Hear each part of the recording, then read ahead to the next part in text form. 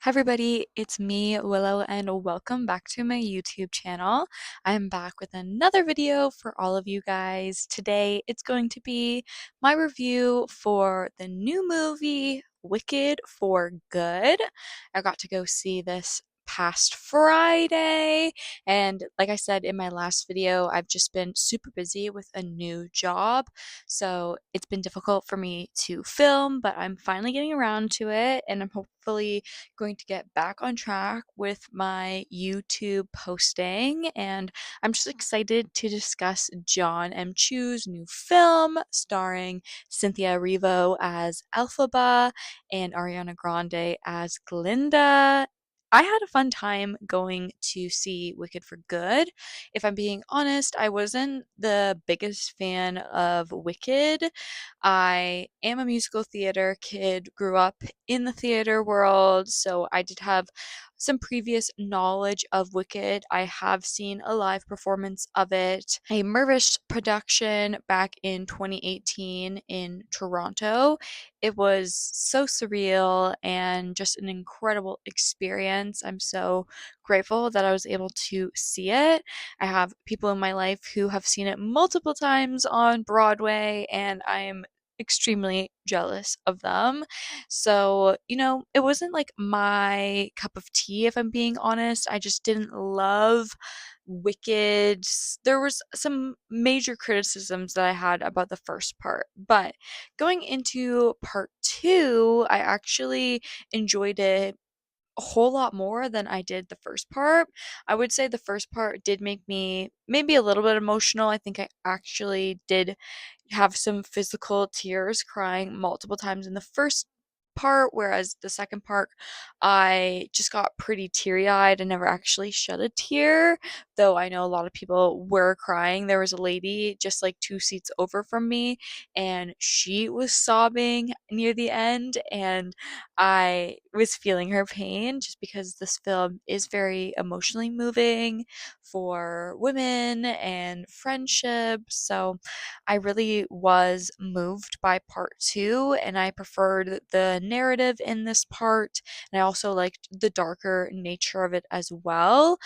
Some of my major criticisms of part one is that I did not love the more bullying kind of kiddie nature, and I know that is like a huge part of Wicked the musical. Like basically they copy it almost from the musical to the screen, and like John adds his own twist to it. But I really enjoyed the second half because I liked how we get to see more of the corruption, the propaganda, how the people are so easily influenced, the secret powers behind the curtain. I really enjoyed that part. I also liked getting to have more of the influence of the Wizard of Oz and that darker nature. I was a big fan of it. I also really did enjoy like the musical numbers in this part, and of course, I did love the musical numbers in part one, but something about this part just really made it pop for me. Another thing that popped for me in part two was the colorization and satirization. They definitely heard our criticisms about part one.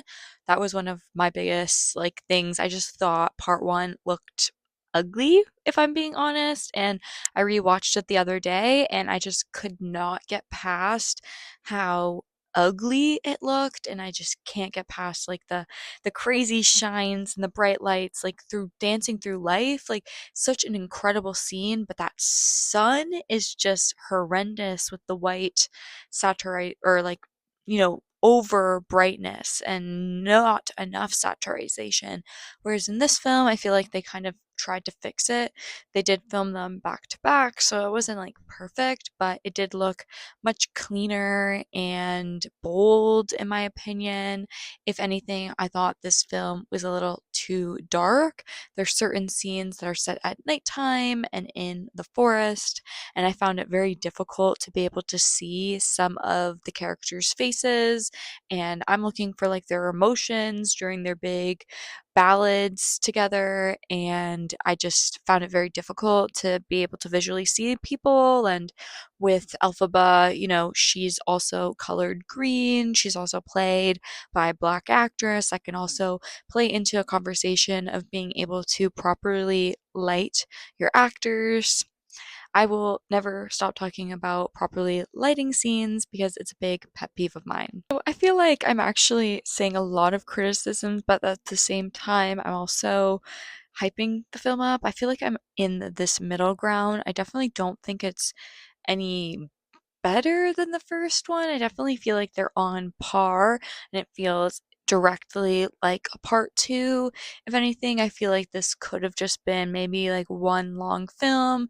Then I guess that's like 5.5 hours long with both of the two parts, but I feel like they could have cut some things out. And I was a big avid person for just having it as one film because it is like less than 2 hours long, the original musical, and the second act of a musical is always shorter than the first half. It's usually like 45 minutes long. So that's what the material they had to work with for part two. So they obviously changed some major things and they filled some things in. They added two additional songs, which I think was much needed if they were going to actually add some more depth to this part. It's been heavily criticized that Act 2 of Wicked is a major reason why it did not win the Tony for the year. So I am just very intrigued that, they added new songs and they decided to make it a part two, and they changed major things with the plotting that I've seen some people talk about. I think one of them is Nessa and how, of course, the actress, they decided they did not want her to have to walk because in the musical, one of the things is Nessa says that she wants Elphaba to be able to help her with the groomery and how she helps everybody else but her sister, and she wants to walk, and she helps her walk in the musical. And in the movie, there was like a big conversation about that and kind of overlooking people's disabilities and not seeing people with disabilities as human. And of course, like the only thing they would want to be is to get rid of their disability and not seeing that as a part of who they are. And so they changed that in the adaptation. And I do like that change, but I feel like they didn't emphasize it enough what Nessa wanted from Elphaba. And I think it was more acceptance and being appreciated for who she was deep on the inside and being seen as beautiful, like how she thought Bach perceived her as. So I wish they kind of emphasized that a bit more. I think that's kind of lacking, and it kind of like disappears, of course. And then the Elphaba and Nessa storyline further evolves more into like the Wizard of Oz narrative with Glinda and Madame Morble. So yeah, I feel like that is definitely something that was kind of lacking, and I feel like they could have fleshed out that part of the film better. So the third half of the film kind of had a bigger emphasis with Nessa's death, just because I feel like that was also kind of rushed over with that whole scene and the whole plan, and how Glinda is upset at Fiero and Elphaba for, kind of secretly getting together behind her back and they want to run away. I saw somebody like refer it to as like McCarthyism. The McCarthyism's running away like is so I couldn't. It was I yeah, so funny. But I I couldn't get past all of these like rushed plot lines. So I had a great time and a great experience with the film. I really emotionally connected to it. I liked it visually. I feel like this is such a fun watch being able to see it completed. Because again, I think that was one of my major criticisms of part one, is that I just felt like it was so incomplete and I just wish they had done the whole storyline together. And that's what I loved about part two, is that we get that conclusion, we get that darker nature, and I already have problems with Wicked the Musical and how it ends. So I think I had my expectations a little bit lowered compared to part one. Like my expectations were just so high, and I was kind of let down with some of like the performances and just the execution. Whereas this one, my I lowered my bar and I was pleasantly surprised. I was like, okay, everybody's saying that they don't like this as much as part one. And then I watched it and I was like, oh, this is so much fun. We get to have Sexy Fiero and Elphaba in the woods singing this beautiful song together. I think Jonathan and Cynthia's voice just sounds beautiful. That was definitely my favorite part. That was my favorite part of the musical as well. So, of course, it would be my favorite part. I was just yearning for a year to finally get to this part of the musical because we got such little of their relationship in the build up in part one that I was awaiting so much for part two that I loved it. I thought it was so much fun. Honestly, I kind of wish there was more Jonathan Bailey in this part. I feel like they could have given him a little bit more with him and Glinda at the beginning of the film, building up how he's kind of part of the resistance and doesn't necessarily want to be a part of the military, but he's using this as like a facade to be able to try and hunt down Elphaba and actually help her. I would have liked a little bit more of that and his like secret undercover planning and maybe even more of his interactions with Ariana. I do really liked their one scene when they're in Munchkin land together and they announce the engagement without Fiyero knowing. I really liked their whole conversation, how they kind of go behind the pedestal and then Fiyero like storms out. Really do love what Jonathan Bailey is giving to this role. I just wish they gave him a bit more.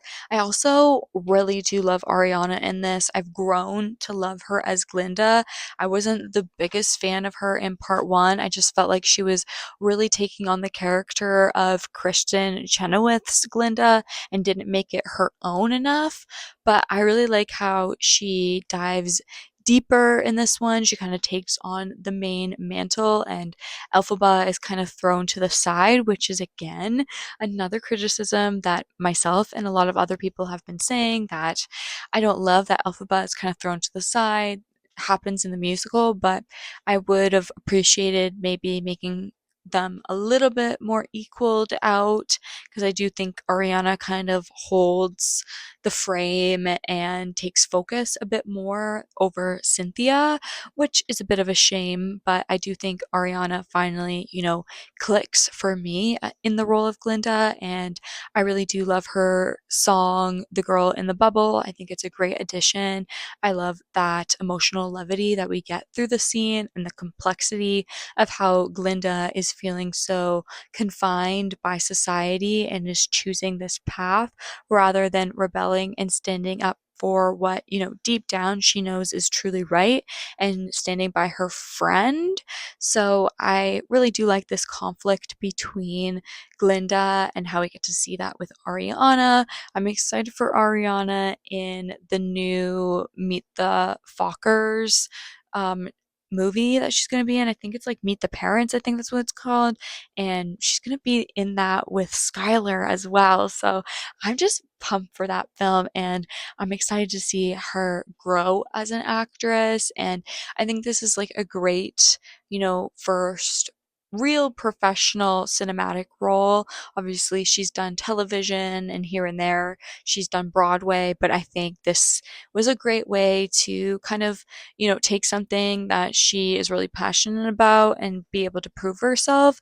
And I hope, with Meet the Parents and she's going to be able to hone in more on like her humor. I think it's going to be a great comedic role for her. And yeah, I'm just really excited for the rest of her career and as she grows as an actress.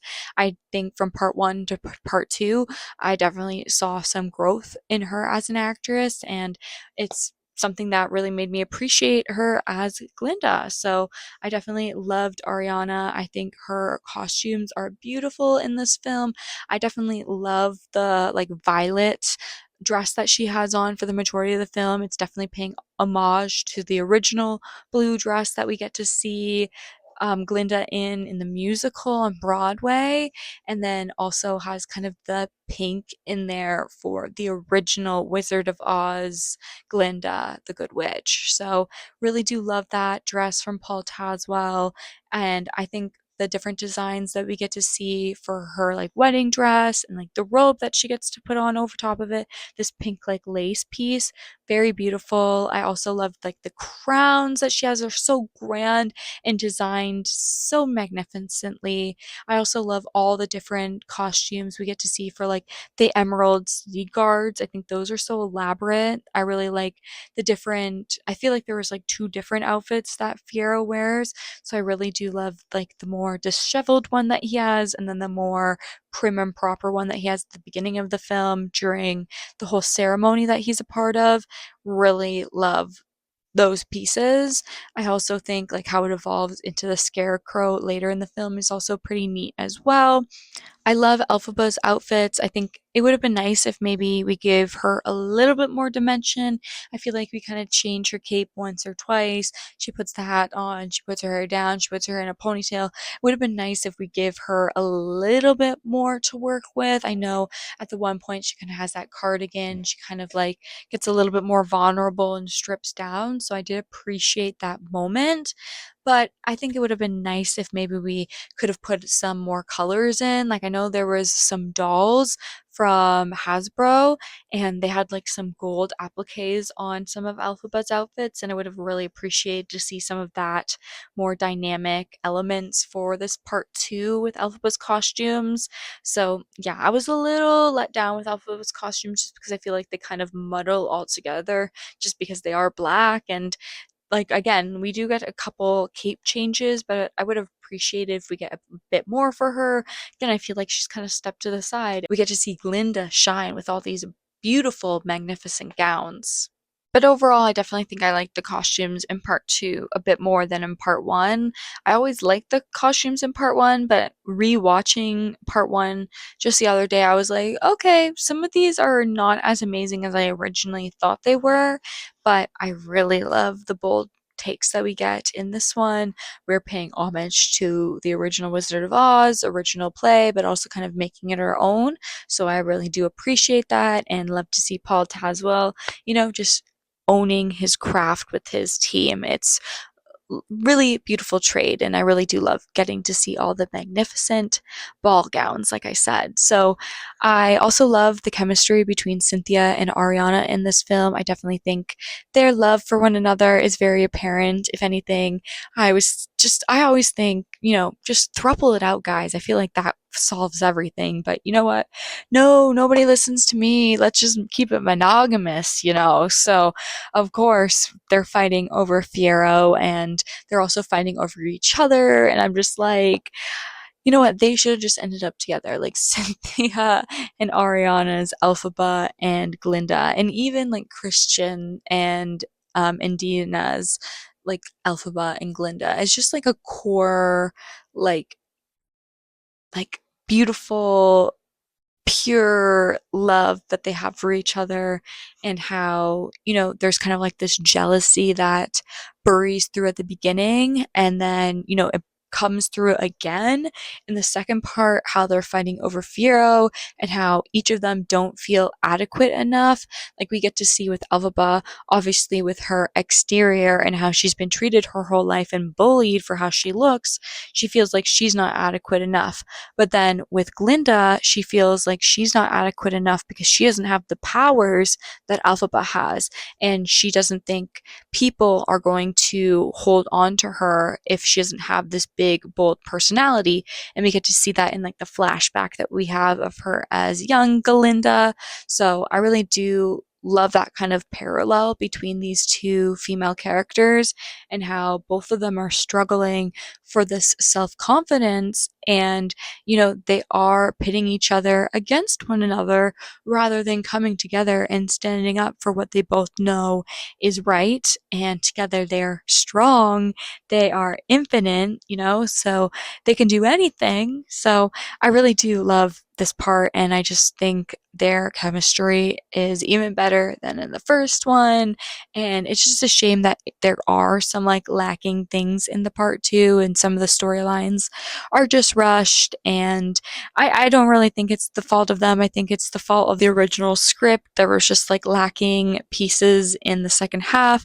Things kind of get wrapped up, and they're trying to tie it in with the original source material of The Wizard of Oz. And they're like, well, how can we kind of have a happy ending for Elphaba? So I've never loved the ending of Wicked with the whole trapdoor situation and then playing into Dorothy melting her, but she's actually not melted. So I never loved that, but Elphaba and Fiyero get to be together in the end, so that makes me happy. But I don't love how Glinda gets this like big pedestal, but I do think it kind of speaks to how a lot of the times the good people and the ones who like save the day don't often get recognized, and it ends up being kind of like this third party or random person who never really ended up having that significant influence. And like Glinda still doesn't, she's all a facade, she doesn't have magical powers. And it's nice that Elphaba has given her the Grimory, but even Madame Morgul didn't have the power to read it. So I think they're kind of playing into seeing if this Glinda the Good is actually going to be able to tap into that goodness and be able to finally learn and read and tap into the Grimory and provide protection for Oz, like what Elphaba would have wanted for all Ozians, not just humans, but everybody, all species. So yeah, I don't know. I feel like I'm definitely kind of mixed about the film. I did have an amazing time. I really did enjoy myself getting to go see the film, but I do see a lot of different, criticisms floating around, and it's hard to not like agree with them because I did see the same movie as them, and unfortunately, there are like pieces that are lacking and not fully developed and are rushed. But I do have to give props to them where I can, like with the costuming and the production design. I do think the production design is just so magnificent in this one. And I love seeing the different sets in Munchkin Land and in Oz. I also think the sets on like in the forest are kind of interesting too, but the whole like green screen is just a little bit much if I'm being honest. And again, that's another criticism. People don't love how this is kind of like a CGI slog. So, yeah, I definitely think it looks visually a little bit better than the first one. I was having a great time. I do think it's fun, but is it the Technicolor dream that I had originally hoped for like 15 years ago when they announced it back when I was in elementary school? No. But will this be like a guilty pleasure watch that maybe I'll pull out like once a year? I definitely think so. I do love how these directly tie into each other. They're basically just a direct watch. Like, just sit down for that 5 hours and 30 minutes to give yourself the completeness of the screen adapted Wicked.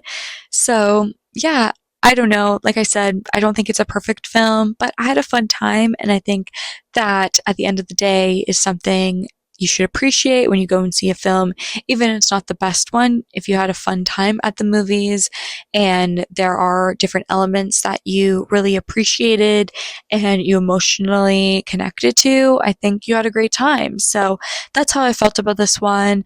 Yeah, I don't think it's like top film of 2025. If you guys enjoyed it and you guys thought it was the best film of 2025, I definitely think you guys are totally valid in that opinion.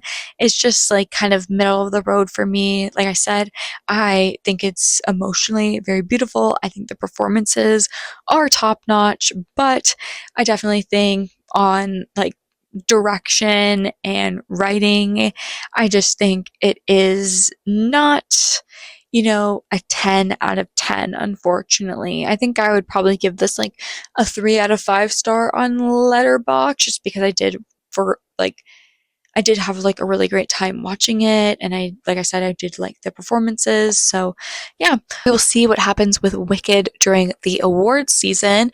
It definitely has kind of fallen off, I think, the trajectory that a lot of people were hoping for. People are kind of having the narrative if part two isn't as strong or better than part one, it's not going to be as strong in the awards race. And definitely from the critics and I don't know about the general public because I feel like a good mass of the general public is like diehard fans of the people in the film, so they love to support it. And like the Broadway community is definitely standing by it as well. But I think general, maybe like everyday moviegoers and critics are definitely saying that this is not the hot commodity that everybody was expecting and hoping for, but it is making great money. So I think this still has a good chance at some of the precursors like Golden Globes and SAG, but I think it's going to have hurt its chances at the Oscars, unfortunately, but I definitely think we will still see it there, maybe with original song, maybe still supporting actress for Ariana Grande, but I don't have strong hopes for Cynthia Erivo anymore, unfortunately. Jonathan Bailey, but I do think Paul Tazewell still has a really good shot at getting a nomination once again after his win from last year. So we will see where this goes with the Oscars. I feel like this could have a similar trajectory as Springsteen Deliver Me from Nowhere, but that one very significantly dropped off the box office, and this one's doing pretty good at the box office. So we'll see with like week two, because last year with part one, the box office did dip in the second third week of Wicked, so we'll see if this kind of has a similar box office or if it projects and makes more money. So yeah, I feel like I said, kind of middle of the road. I had a fun time watching the film, but I don't think it's like a cinematic gold for 2025. So yeah, that's kind of what my expectations were going into the film anyways, and I think that's why I had such a fun time with it. And I really did love seeing the conclusion to Elphaba and Glinda's story, even though it is a sad one and our girls don't end up together. But thank you so much for watching my review. I'm grateful for all of your guys' interaction. If you guys want to see more videos and movie reviews from me, make sure you hit that subscribe button and post notification button so you don't miss out on any of the videos I post. I've been posting awards predictions and other film reviews for the last couple weeks, and I'm trying to get more, solid in with my posting just because I had a new job and that's kind of pushed me off with my posting for scheduling, but trying to get back onto it regularly. So I appreciate you guys subscribing.